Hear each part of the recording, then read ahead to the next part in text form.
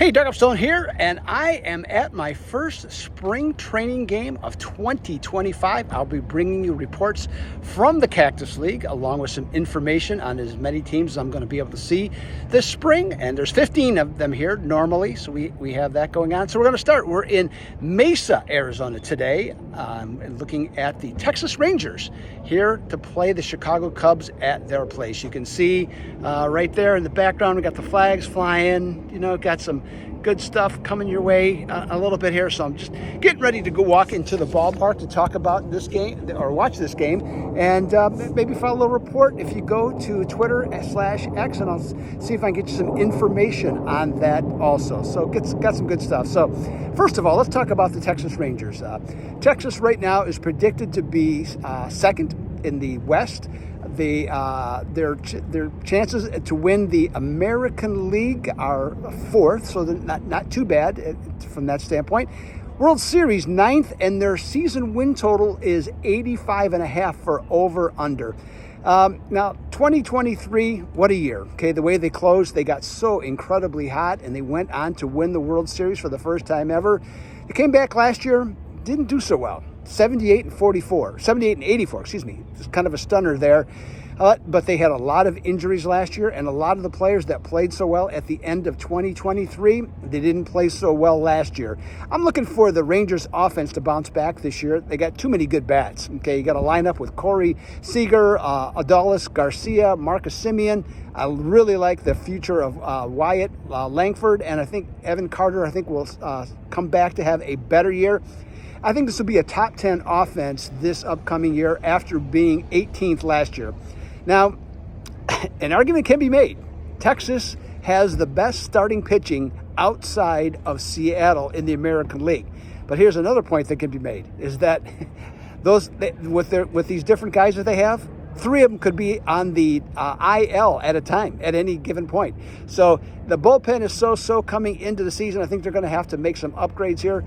I think with Houston, not nearly as good. Okay, still a good club, but not nearly as good. I think Texas has a solid shot to win the American League West, and I think if their pitching holds up, okay, they can surpass their win total on that one. So those would be my two selections that I would consider for betting. Now the Chicago Cubs. Okay, they're predicted to be first in the NL Central. Their odds are the lowest. Seventh in the National League. 15th, tied for 15th to win the World Series, and their over/under total is 85.5. So that kind of tells you exactly how weak that the NL Central is going to be this upcoming season, with the champions is scheduled 85.5 wins. What's happened? Well, it happens to every division, more or less at times. Okay, got advancing age in some cases. They have too much youth and other factors. So the Cubs are by default the pick. Now, the Cubs fans, they're not crazy about Tom Ricketts, the owner. Got him a World Series. Okay, that was good, but he could have impacted this team a lot more, signing a few more free agents. I can see kind of the argument, but I'm going to side here with the Cub fans for the most part on this. I don't think that he has done that good of a job, Ricketts. Now, Craig Counsell was a splashy hire last year to run the ball club. I think the team underachieved last year. Okay, they got to second place, but they were last place a good part of the season, or right around there. Now, they got Kyle Tucker, and he's one of the best hitting outfielders in baseball. I like Ian Happ, okay, steady performer, and I like what Peter Crow Armstrong does in center field, great fielder. If he can walk more and spray the ball around the field, I think this dude is a walking double waiting to happen. I think a big key for the Cubs this upcoming season is Dansby Swanson coming through. I'm not saying he's been a disappointment, but he certainly hasn't been outstanding like he was his last 2 years in Atlanta. Cubs starting pitching looks pretty good. Here's what's missing, though. They don't have anybody that really throws that hard. That's, to me, kind of the biggest problem that they have. Just got a bunch of guys that are kind of, average velocity, soft tossers. Justin Steele, I'm looking for him to repeat what he did in 2023 when he was 16-5 with a 3.06 ERA.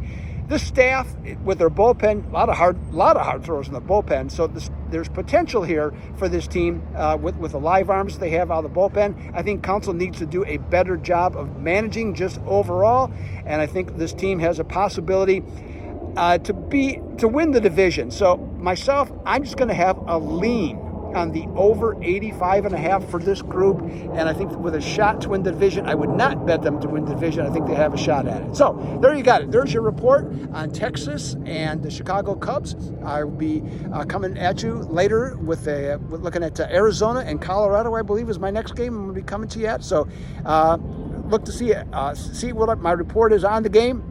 Hope you find this useful, and I'll be having a lot more reports from this time Mesa, but throughout the Cactus League. So this is Doug Upstone. Have yourself a great day. Take care, and enjoy your day.